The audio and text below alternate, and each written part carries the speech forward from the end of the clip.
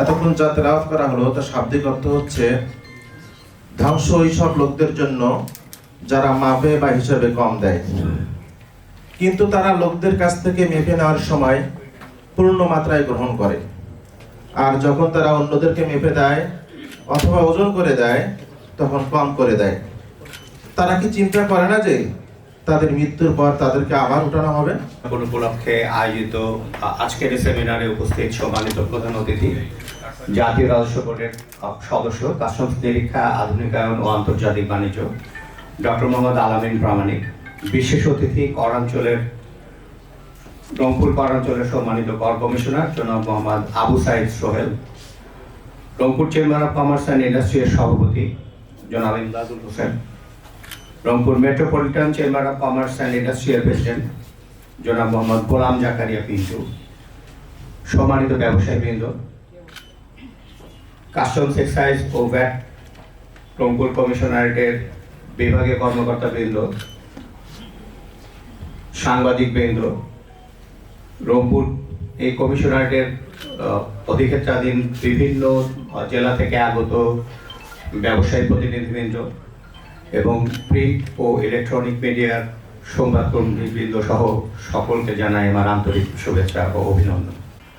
সম্মানিত সুধী, আপনারা হয়তো জেনে থাকবেন ভ্যাট দিবস ও ভ্যাট সপ্তাহ সারা দেশে উদযাপিত হয়। সুতরাং সেই উদযাপনের অংশ হিসাবে এই কমিশনারেটেও আমরা যথাযোগ্য মর্যাদায় সেটি উদযাপন করছি এবং এই উদযাপনের মাধ্যমে দেশের নাগরিকদের ভ্যাট প্রদানে অংশগ্রহণে উদ্বুদ্ধকরণ সহ একটি সফল ভ্যাট ব্যবস্থা গড়ে তোলার ক্ষেত্রে তাদের দায়িত্ব ও অবদানের গুরুত্ব তুলে ধরা হয়। এই উদযাপন শুধু কর প্রদানের বিষয় নয়, বরং দেশের উন্নয়ন ও অর্থনৈতিক অগ্রগতির প্রতীক। রংপুর ভ্যাট কমিশনারেট ও এর অধীনে 8টি বিভাগ এই দিনটিকে অত্যন্ত গুরুত্বের সাথে পালন করছে।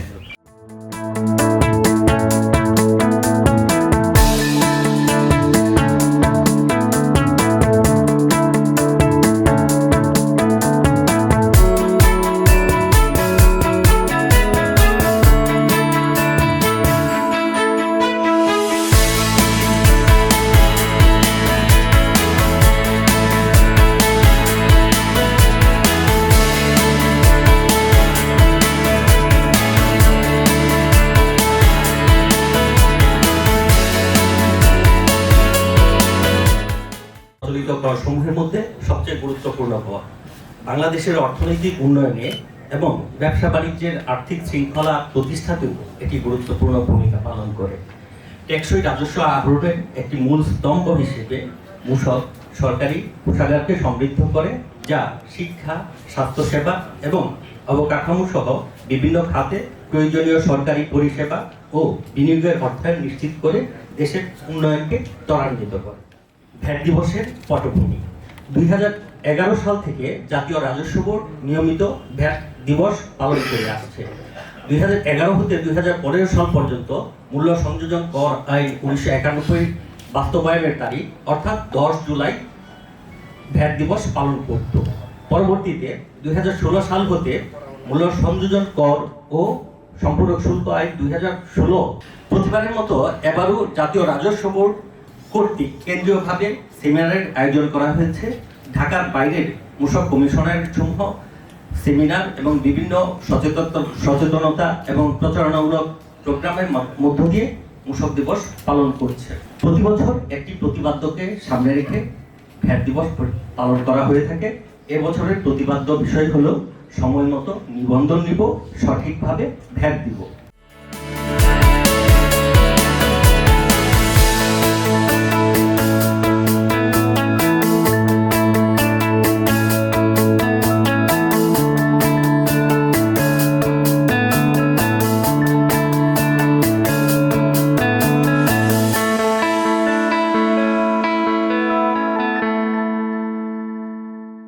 আমাদের রংপুরে অত্যন্ত সজ্জন ব্যবসায়ী নেতা জনাব ইমদাদুল হোসেন, যিনি আমাদের রংপুর চেম্বার অফ কমার্সের প্রেসিডেন্ট, এবং আমরা ভিশনারি লিডার হিসেবে যাকে দেখি রংপুর মেট্রোপলিটন চেম্বারের সম্মানিত প্রেসিডেন্ট জনাব গোলাম জাকারিয়া পিন্টু।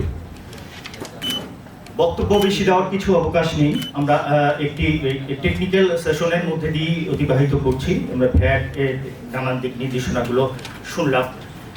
তো এখানে যে জিনিসটি আছে, আর একটি অ্যাড্রেস আমি করতে ভুলে গেছি।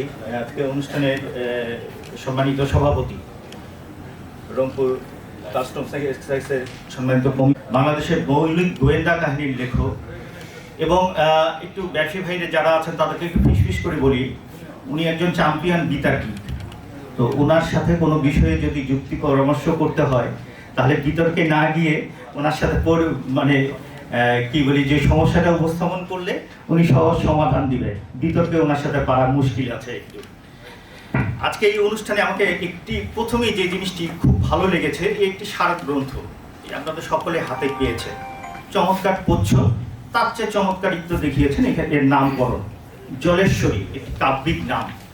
এই জলেশ্বরী নামের সাথে হয়তো অনেকে পরিচিত না।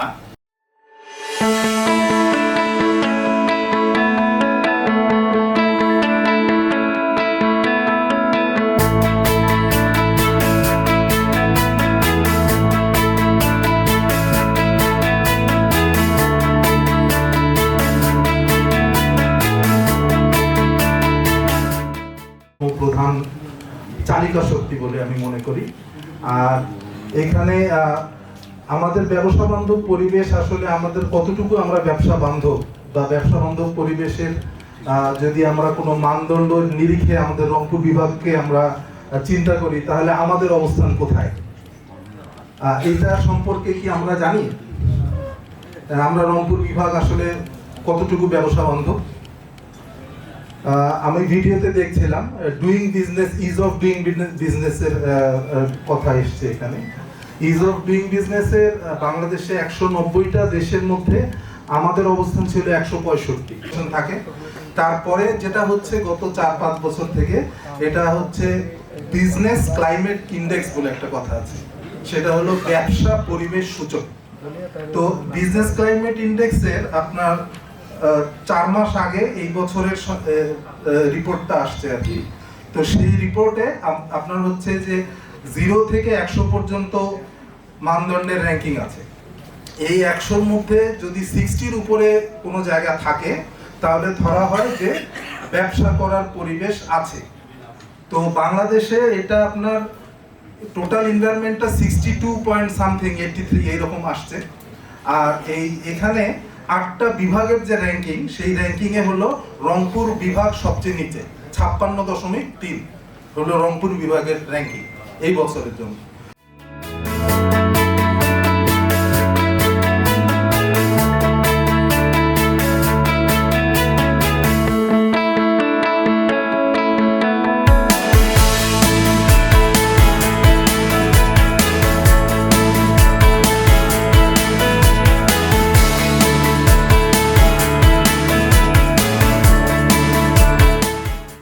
সহযোগিতামূলক ভূমিকা পালন করে আসছি এবং ভবিষ্যতে সেই ধারাবাহিকতা বজায় থাকবে। রেজিস্ট্রেশন করলেই কি সবকিছু সম্পন্ন হয়ে যাবে? সবার আগে যে জিনিসটা দরকার সেটা হলো সচেতনতা। আমরা ভ্যাট প্রদানে কতটুকু সচেতন সেটা হচ্ছে আসল বিষয়। সবার সাথে আমি যেহেতু আয়করের মানুষ, ভ্যাট বিষয়ে আমারও যেমন প্রশ্ন আপনাদের মতোই। আমি যখন কোনো জায়গায় কেনাকাটা করতে চাই তখন আমারও প্রশ্ন যে আমি যে ভ্যাট প্রদান করছি সেটা সরকার পাচ্ছে কিনা। এটা খুবই যৌক্তিক একটা প্রশ্ন এবং প্রত্যেক মানুষের মধ্যে এই প্রশ্নটা আসে যে আমার ভ্যাটটা যেটা আমি দিচ্ছি সেই ভ্যাট সরকার পায় কিনা। তাই না? কেন? আমরা যখনই শুনি যে এখানে ভ্যাট দিতে হবে কোনো একটা কিছু কেনাকাটায়, তখনই আমরা বলি কেন ভ্যাট দিতে হবে, ভ্যাট বাদ দিয়ে দেওয়া যায় না, আমরা ভ্যাট দিতে চাই না। সো এই যে আমাদের ভ্যাট প্রদানে আমাদের যে আগ্রহ নেই বা দেশ গঠনে যে ভ্যাটের একটা বিশাল ভূমিকা রয়েছে, সেখানে আমাদের কন্ট্রিবিউশন মানে আমাদের এই ছোট ছোট কন্ট্রিবিউশন, আমার মনে হয় ভ্যাট সকল পর্যায়ের মানুষ ভ্যাট প্রদান করে, একেবারে সমাজের নিম্ন স্তর থেকে শুরু করে উচ্চ স্তর পর্যন্ত বিভিন্ন সেক্টরে, কিন্তু সেই ভ্যাটগুলো প্রপারলি সরকারের কোষাগারে যায় কিনা। প্রিন্ট ইলেকট্রনিক মিডিয়ার সম্মানিত প্রতিনিধিবৃন্দ, সুপ্রিয় সহকর্মী এবং উপস্থিত ভদ্র মহিলা ভদ্র মহোদয়, আসসালামু আলাইকুম, শুভ সকাল। আমি প্রথমে জাতীয় তার 80% ট্যাক্স রেভিনিউ থেকে আসে, 20% নন ট্যাক্স রেভিনিউ থেকে আসে। সরকারের অন্যান্য যে অর্গানাইজেশনগুলো আছে সেটা প্রফিট বা আদার্স সোর্স থেকে আসছে। এই ট্যাক্স রেভিনিউ দুটো অংশ, ডাইরেক্ট এবং ইনডাইরেক্ট ট্যাক্সেস করছে, যে ট্যাক্স ইম্প্যাক্ট অ্যান্ড ইনসিডেন্টস। আমরা কিন্তু সবাই পরোক্ষ কর দিচ্ছি, প্রত্যক্ষ কর আমরা সবাই কিন্তু দিচ্ছি না। এটা বিভিন্ন কারণ আছে, সে একাডেমিক বা থিওরিটিক্যাল ডিসকাশনে আমি যাচ্ছি না, কারণ আমাদের অর্থনৈতিক অবস্থা, এমপ্লয়মেন্ট অপরচুনিটি, পার ক্যাপিটা ইনকাম অথবা বিভিন্ন কারণে আমরা এটা সবাই দিচ্ছি না, দিতে পারছি না। বাট পরোক্ষ কর কিন্তু আমরা সবাই দিচ্ছি, আমাদের ডে টু ডে লাইফে আমরা সবাই দিচ্ছি। এখন পরোক্ষ কর ব্যবস্থাকে শক্তিশালী করতে হলে আপনারা লক্ষ্য করছেন, আমাদের আগের পূর্বতন বক্তারা বলে গেছেন যে আমাদের কর ব্যবস্থায় একসময় পরোক্ষ করের অবদান যেটি ছিল প্রায় 80%, সেটি